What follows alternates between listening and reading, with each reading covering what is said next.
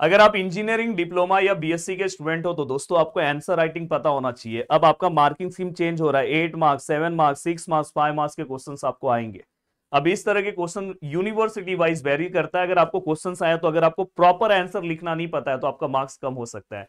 दोस्तों आप मुझे फॉलो कर सकते हो। रीजन ये है कि मैंने बहुत सारे ऐसे सब्जेक्ट्स हैं जिसमें बहुत अच्छे मार्क्स स्कोर किए, वन थियरी सब्जेक्ट्स हैं जहां पे 1-2 मार्क्स कम कर दिया जाए तो मैंने आउट ऑफ मार्क्स के आसपास मार्क्स स्कोर किया है। तो मैं आपको बहुत अच्छे से गाइड कर सकता हूं कि मैंने किस तरह से अपने आंसर्स को लिखा था, और वो चीज अगर आप स्टार्टिंग से फॉलो करोगे तो इसका बेनिफिट ये होगा कि लास्ट तक आपको वो चीज लिखने आने लगेगा। तो चलते हैं। अब देखो मैं आपको बताना चाहता हूं कि आप जिस भी, पहले मुझे कमेंट करके बता दो कि आपने पढ़ना स्टार्ट कर दिया है कि नहीं, क्योंकि मैं इतना मेहनत कर रहा हूं तो मुझे उम्मीद है कि आप पढ़ना स्टार्ट कर दिए हो। जैसे अगर समझो कोई कोई यूनिवर्सिटीज है दोस्तों, उनके एक एक क्वेश्चन 8-8 मार्क्स के भी आ रहे हैं।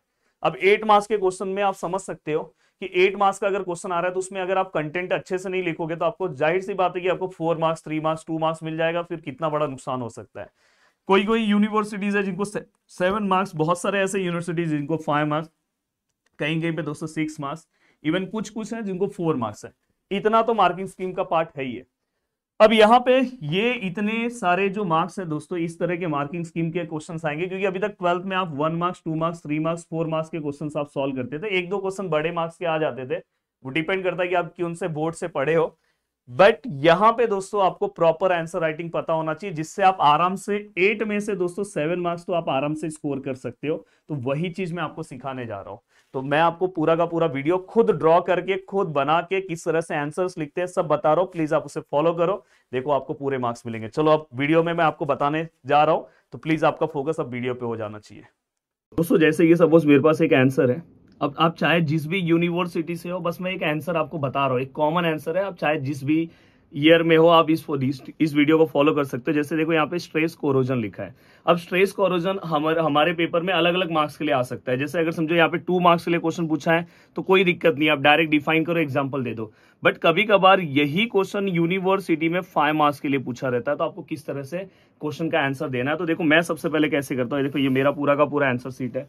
मैं क्या करूंगा पता है, सबसे पहला काम मैं क्या करूंगा, सबसे पहला काम मैं यहाँ पे देखो मार्किंग दूंगा। ये मार्किंग जो आप पहले से करते आए हो वो करना है। मैंने अपने इंजीनियरिंग के 4 साल में ये चीजें फॉलो की थी, और मैं देखता था ना कि बहुत सारे स्टूडेंट, प्रदीप सर, ये चीजें करते नहीं थे।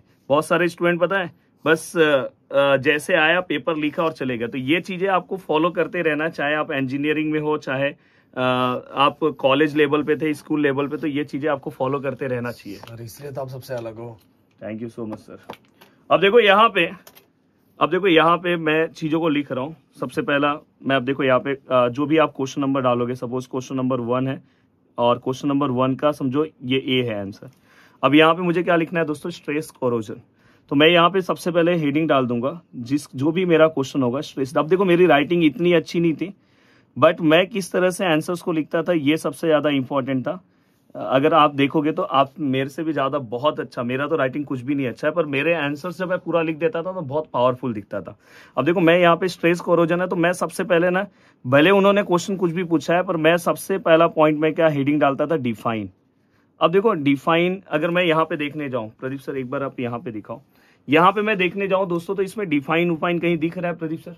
नहीं, कहीं नहीं दिखाई दे रहा। तो बहुत सारे बच्चे ना बहुत बड़ा मिस्टेक करते थे, वो डिफाइन में कुछ भी लिख देते थे, जैसे ये पहला लाइन लिख देंगे, ये नहीं चलेगा। तो मैं क्या करता था, देखो डिफाइन में मैं इनका ही लाइन लेता था, इनके लाइन के अकॉर्डिंग देखो मैं इनका ही लाइन लिख रहा हूँ। देखो यहाँ पे डिफाइन इन्होंने यहाँ पे बुक, इसलिए आपको बुक में से कैसे आंसर्स को लिखना है, कैसे कौन से पॉइंट को पिकअप करना आपको पता होना चाहिए। अब जैसे ये वाला मैं लिख रहा हूँ, तो देखो मैं यहाँ पे क्या लिख रहा हूँ दोस्तों, देखो यहाँ पे लिख रहा हूँ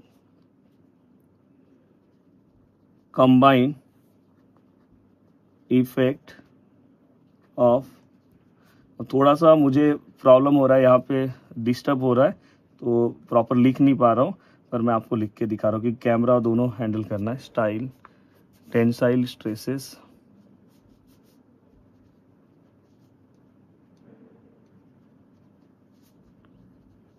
प्रेशर कैमरे में प्रॉपर आ रहा है?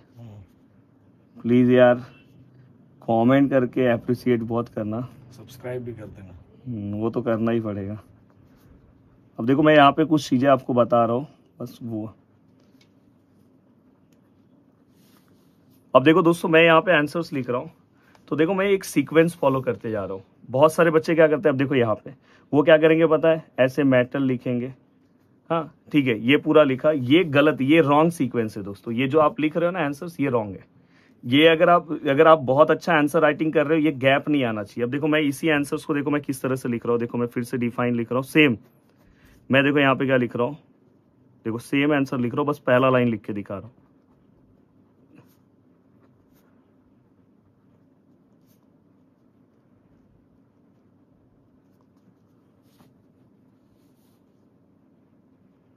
देखो मैं यहां तक गया, अब मेरा कोई गैप नहीं है। जब मैं दूसरा लाइन लिखूंगा ना, तो दूसरा लाइन भी ना मैं यहां तक लेके जाऊंगा। इन केस अगर समझो मैं यहाँ पे लिख रहा हूं, मैं ऐसे लिख रहा हूं और मेरा एक लाइन गैप हो गया, समझो AL नहीं आ रहा, तो मैं यहाँ पे लिख दूंगा, देखो ऐसा डैश करके आप लिख सकते हो। तो ये सबसे ज्यादा इंपॉर्टेंट है कि ये मार्किंग आपको फॉलो करना है। बहुत सारे आप स्टूडेंट अपना ये आंसर सीट देखोगे ना, तो वो यहाँ तक आंसर लिखते हैं, यहाँ तक आंसर लिखते हैं, बीच का गैप हो जाता है। तो ये एक सबसे बड़ा पहला पॉइंट, तो ये आप नोट डाउन कर लेना, आंसर्स को पूरा वर्ड टू वर्ड रखना। अब देखो डिफाइन है, अब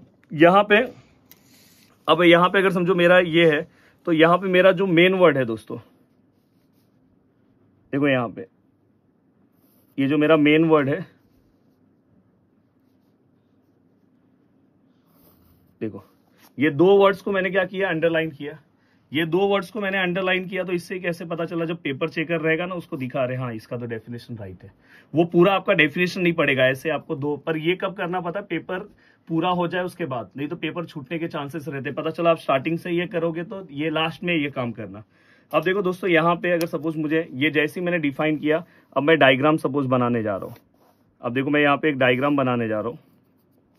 अब डायग्राम आपको किस तरह से बनाना है वो चीज का भी ध्यान रखना है। जैसे मैंने यहाँ पे डायग्राम, समझो यहाँ पे डायग्राम मैंने बनाया, अब समझो मेरे को ये वाला डायग्राम मैं बनाने जा रहा हूँ, ये तो यहाँ पे, और डायग्राम पेन से बनाना रहता है, ये चीज ध्यान रखना। अभी मैं पेंसिल से बना रहा हूँ, बहुत सारे यूनिवर्सिटीज में डायग्राम पेन से ही चाहिए रहता है। तो आपके यूनिवर्सिटी में कैसा है? हाँ, आपके यूनिवर्सिटी में कैसा है प्लीज आप कमेंट करके बताओ। वैसे आपकी टीचर्स बताएंगे आपको। समझो मैंने यहाँ पे डायग्राम बनाया, अब यहाँ पे डायग्राम में जो नेमिंग है वो भी आपको पेन से ही लिखना होता है। जैसे मैं यहाँ पे लिख रहा हूँ, समझो यहाँ पे मैंने ग्रेन बी लिखा, यहाँ पे मैंने ग्रेन ए लिखा। अब देखो दोस्तों बुक में देखो, एक प्रोड्यूसर एक मिनट यहाँ पे दिखाओ, बुक में देखो ये एरो मार्किंग कैसे है। ऐसा एरो मार्किंग नहीं करना है आपको। आपको डायग्राम में एरो मार्किंग कैसा करना है मैं आपको दिखाता हूँ। देखो सबसे पहले आपका डायग्राम में एरो मार्किंग ऐसा होना चाहिए,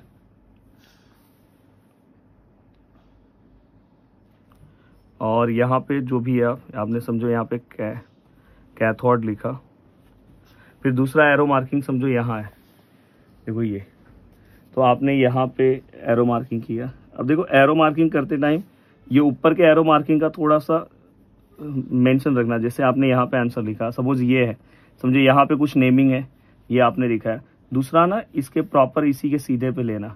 अब सपोज सर यहाँ पे कोई नेमिंग है, समझो यहाँ पे हमने नेमिंग दे दिया, ठीक है, यहाँ पे हमने नेमिंग दे दिया, कुछ नेमिंग सर यहाँ पे, तो यहाँ पे तो कोई दिक्कत नहीं ना, आप यहाँ तक भी एरो को कर सकते हो, कोई दिक्कत नहीं है, ये चीज का ध्यान रखना।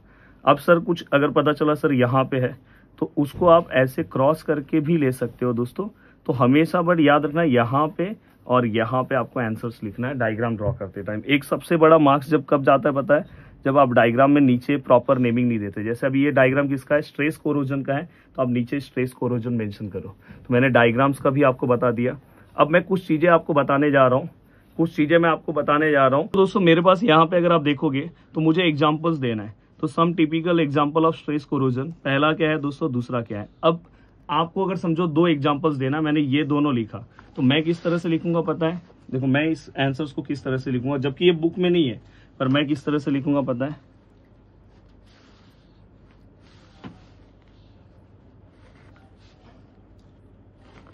तो अब ऑनलाइन एजुकेशन होने की वजह से कितना बेनिफिट हो गया। देखो यहाँ पे आप डायरेक्ट राहुल सर से पढ़ रहे हैं? डायरेक्ट राहुल सर से पढ़ रहा। देखो आप यहाँ पे, फिर यहाँ पे एक बॉक्स बनाओ, और उससे कैसे होगा पता है, यहाँ पे भी एक बॉक्स बनाओ।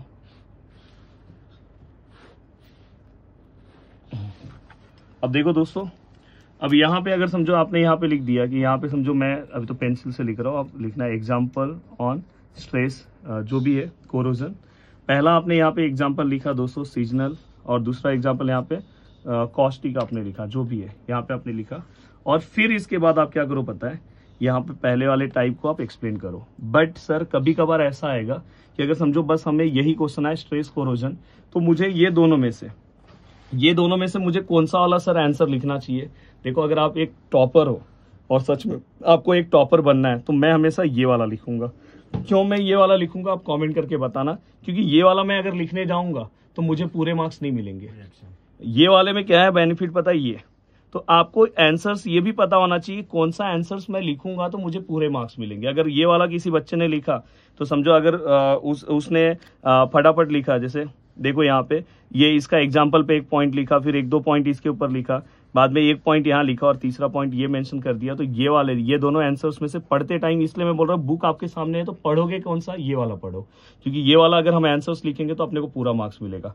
और दोस्तों इसके बाद अगर समझो यहाँ पे अगर मुझे कुछ चीजें और लिखना है, जैसे यहाँ पे अगर प्रदीप सर एक बार और दिखाओ, देखो इसी आंसर्स में अगर मुझे समझो स्ट्रेस कोरोजन के बारे में लिखना है तो सबसे पहले मैंने डिफाइन लिखा, फिर ना मैं कंडीशंस लिखूंगा, मैं यहाँ पे हेडिंग डालूंगा। देखो मैंने पहले डिफाइन लिखा, मेरे को डिफाइन का हो गया, फिर मैं क्या लिखूंगा कंडीशंस, एसेंशियल कंडीशंस के 2-3 पॉइंट लिख दिए, फिर मैं क्या करूंगा पता है डायग्राम का हो गया, और लास्ट वन क्या है एग्जाम्पल। अब प्रदीप सर मुझे बताओ कि ये इतना बड़ा आंसर्स भी याद हो गया अपने को।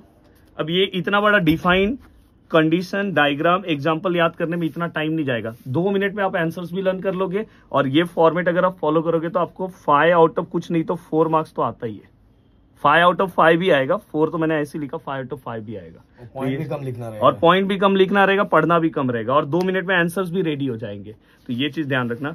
अब मैं आपको दूसरा कुछ बताने जा रहा हूँ कि कुछ ऐसे आंसर्स है जहां पे अगर आंसर नहीं है तो क्या करोगे आप। अब देखो दोस्तों, कभी भी अगर आपको डिफरेंस बिटवीन पूछा है, आपके पास 2 चीजें हैं, देखो यहाँ पे ड्राई कोरोजन और वेट कोरोजन यहाँ पे लिखा हुआ है, तो बहुत सारे बच्चे क्या करते हैं पता है, डिफरेंस बिटवीन कभी भी पूछा है तो आपको इसी फॉर्मेट में मेंशन करना है, कंपैरिजन पूछा है तो। और उसके बाद आपको क्या करना है पता है, जैसे ये वाला आपका पार्ट है, तो आपको जैसे यहाँ पे देखो नहीं, यहाँ पे अगर आप देखोगे तो यहाँ पे देखो ये जो वर्ड है इसको अंडरलाइन करना, और यहाँ पे देखो, यहाँ पे जो भी है, यहाँ पे जो मेन पार्ट है, अगर आप डायरेक्ट देखोगे यहाँ पे देखो इसके जो एग्जाम्पल्स है, यहाँ पे अगर आप ध्यान से देखोगे, देखो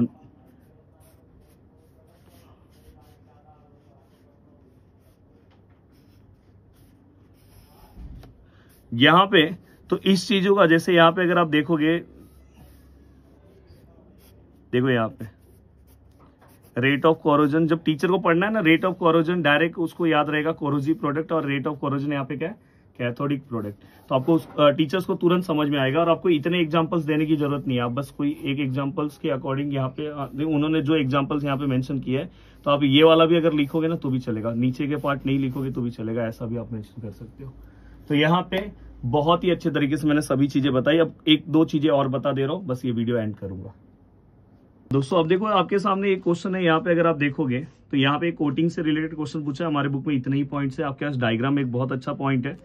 अब ऐसी चीजों में आपको क्या करना है, डिफाइन मेंशन करना है, ये दोस्तों डिफाइन, फिर डायग्राम, फिर इसके बाद उसका एप्लीकेशन एडवांटेज। तो उसके लिए आप अपना गूगल का हेल्प ले सकते हो, गूगल के अकॉर्डिंग आप जा सकते हो और गूगल के अकॉर्डिंग आप आंसर्स लिख सकते हो। दोस्तों जैसे अगर आप ध्यान से देखोगे तो देखो मैंने यहाँ पे कुछ चीजें सर्च की है, अगर आप ध्यान से देखो गूगल पे मैंने किस तरह से मैंने चीजों को सर्च किया है, देखो यहाँ पे दिखाई दे रहा है, ये देखो यहाँ पे मैंने ये देखो यहाँ पे सर्च किया है। अब सर्च करने के बाद देखो मेरा आंसर आया। अब देखो यहाँ पे आप यहाँ वाले आंसर्स के ऊपर ध्यान देना, यहाँ वाले आंसर में देखो बहुत सिंपल लैंग्वेज में लिखा है, देखो कोटिंग एनोडिक टू सब्ट्रैक्ट, देखो यहाँ पे लिखा है such as zinc aluminium cadmium, और जो यहाँ पे लिखा है थोड़ा बहुत देखना कि इससे रिलेटेड पॉइंट है क्या, देखो जिंक एल्यूमिनियम कैडमियम। तो मतलब ये वाला अगर आप डेफिनेशंस पॉइंट में लिखोगे, फिर अगर आपको एग्जांपल चाहिए, एडवांटेज चाहिए, तो ऐसे आप यहाँ पे मेंशन करके आप अपने आंसर्स को बड़ा कर सकते हो।